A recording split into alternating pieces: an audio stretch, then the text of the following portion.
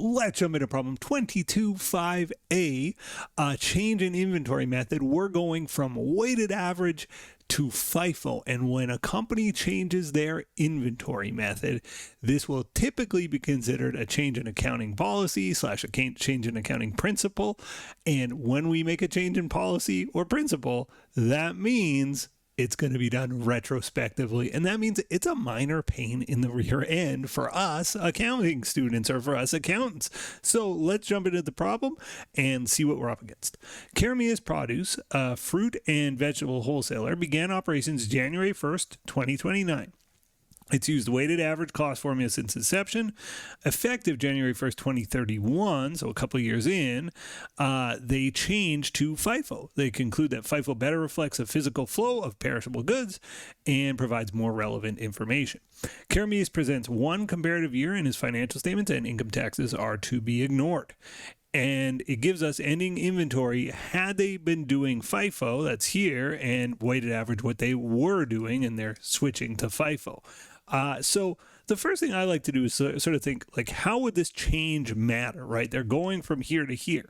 Well, what does that mean for our ending inventory? And for 2029, our ending inventory is going up by 40K. Well, if inventory goes up 40K, COGS must have decreased 40K as a result of this change.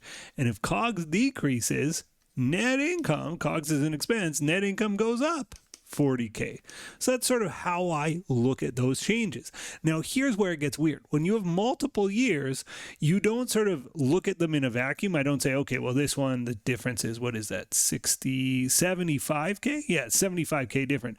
I don't get to say, well, it's ending inventory 75K higher. I'll put it in, but this is wrong. Don't write this. Up 75, and obviously COGS down 75, and net income up 75, because I know I've got to fix it. And if I go all the way back to the beginning and I fix this year, right, I fix 40K of this 75, well, that means to go, it's already up 40, it's got to go up 35 more, right, to get to a total of 75. So you kind of have to be careful how you accumulate these changes, but that's how I think of it anyway. Our COGS, if we're fixing it, is going to go down by 35K that year, and our net income is going to go up by 35K that year, and you can see that is 75K overall across the board. Okay, so that's sort of one of the quirky things here that you just have to wrap your head around. Let's continue. Net income previously was reported as 520 for 2029 and 610 for 2030. And that was under weighted average, but we're switching to FIFO. Under FIFO in 2031, net income is 700 grand. And then it gives us dividends for all 3 years, 2029, 2030, and 2031, which will be relevant for us calculating retained earnings much later. Okay, first, state how this change would be classified and how it's applied. So this is a change in principle. That's for my U.S. students, and for my Canadian students, we call it a change in policy. And IFRSers will call this a change in policy. How is it applied? Retrospectively.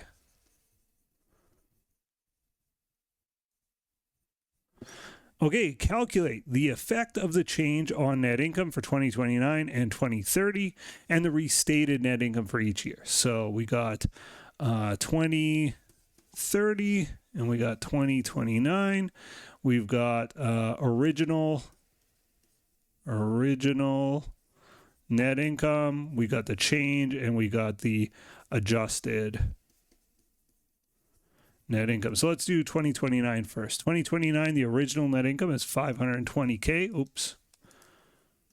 520. How does it change? Well, it changes by increasing by 40K if I make this change. So plus 40K gives me 560 as my adjusted amount. 2030, my original net income, 610. I said it's got to change in 2030 by 35K. Bringing me up to 645. That's it for B. On to C. It says, determine the cumulative effect of the change on opening retained earnings at January 1st, 2030 and January 1st, 2031. Okay, so if 2029, my net income goes up by 40 grand, what does that do to my January 1st, 2030 retained earnings? Up by 40 grand. So my opening retained earnings up 40 grand. And for, now it says cumulative effect. So cumulatively, my January 1st, 2031 it'll be up 35 grand that year, but overall it's up 75 grand. So that's what the cumulative effect was meant to hint you at, or hint at, I suppose.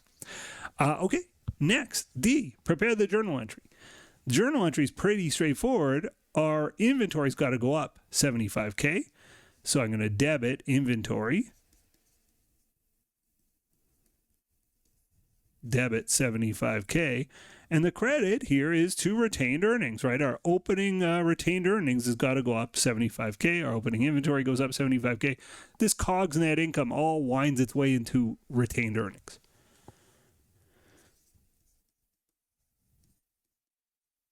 And there you go, retained earnings credit to make it go up by 75K, and that's January 1st, 2031. There's our entry. The last piece, I think by far the most difficult, is tell me what's going on with retained earnings and actually make a statement of retained earnings. So it says, prepare a comparative statement of retained earnings for the year ended December 31st, 2031 with 2030 comparatives using as previously reported, as restated presentation. I'll show you what that means when we get into it. So let's do it. It's a 3-line title, Caramius Produce. We're preparing a statement of retained earnings.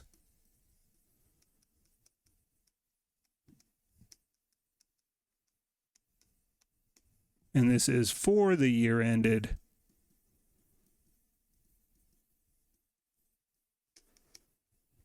December 31st, and then we're doing a comparative 2031 and 2030.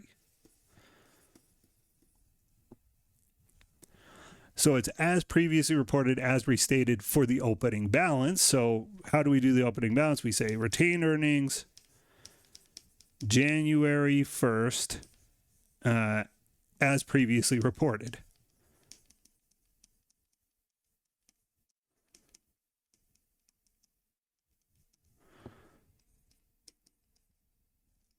Then we're going to say, how do we adjust that as previously reported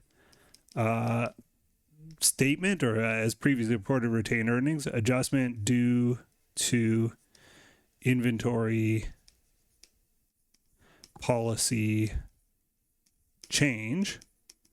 Basically saying we changed from weighted average to FIFO, so we've adjusted. And then retained earnings January 1st as restated.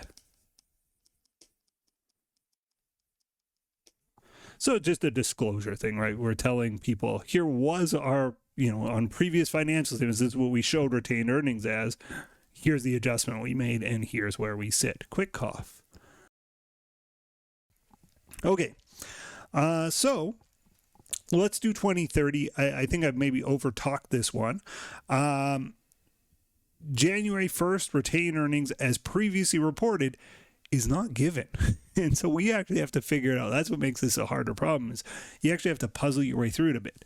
So what would be our retained earnings January 1st, 2030? And the answer is, well, we open 2029 with a new company. So it starts at 0. Add net income, deduct dividends for 2030. So, and again, there's no adjustments. So just add net income, deduct dividends. For 2029, rather. So net income for 2029 was 520, and dividends for 2029 was 100. So 520 minus 100 means our opening balance for 2030. It opened 29 at 0, add net income, deduct dividends, plus 520 minus 100 is 420. So we opened 2030 at 420. Let's do the same thing for 2031. Again, assuming that we were doing it the old way. Well, we started 2030 at 420. We're going to add net income, which is 610. We're going to deduct 2030's dividends, which is 120. and we get 910 as our opening, as previously reported 2031 opening retained earnings. We'll talk about that more in a minute. Let's do 2030. The adjustment to opening retained earnings is, and the good news is we've solved this already right here. The adjustment to January 1st, 2030 retained earnings is plus 40K. So let's use that number, plus 40K. So our new opening retained earnings is 460 after having made that adjustment. From here, it's a very normal statement of retained earnings. We're going to add net income, subtotal, and deduct dividends to get our retained earnings December 31st. Okay, so let's add net income. Now for 2030, we're going to add our adjusted net income here of 645. 460 plus 645, 1105. What's our dividend here? The amount of the dividend in 2030 was, where are you? I've circled too much. Let me erase all my highlighting and circling. For 2030, it was right here. It was 120 grand. So 1105 minus 120 gives us our ending retained earnings, $985,000. And there we have our 2030 in the books. On to 2031. We start with our opening retained earnings as previously reported. So we have to just build that up from zero, right? We start with our year zero, add net income minus dividends. We get a 420 is what we got. Then we start here with 420. We ignore all this stuff, right? We're just going to ignore this stuff. And we go, well, what was our old net income and our old dividends? Dividends didn't change. We add net income, deduct dividends. We get to 910. And now we go from here. So our adjustment to opening retained earnings, we solved in part C. We said our adjustment to opening retained earnings, $75,000. So I'm going to add 75K. We'll see a deduction in part B of this. 910 plus 75 is, and we can certainly very easily have a deduction due to an inventory policy change. Add net income, and the net income for 2030. Oh, one other note. These match, right? And they have to match. So anyway, add net income. Our net income for 2031, no adjustment needed because now we're on the new policy and we're doing it appropriate on the new policy under FIFO, 700K. So add 700. 985 plus 700 is 1685. We're going to deduct dividends, and our amount of our dividends were 150. 1685 minus 150 gives us a closing balance of 1535. And there we have it. We have successfully completed 22.5A. One thing left to do, hit one of those buttons. Thanks for watching. See you in the next one. Bye for now. The next video in our series is right up here. And if you want a supercut of all of the videos in this series, that's the one down below.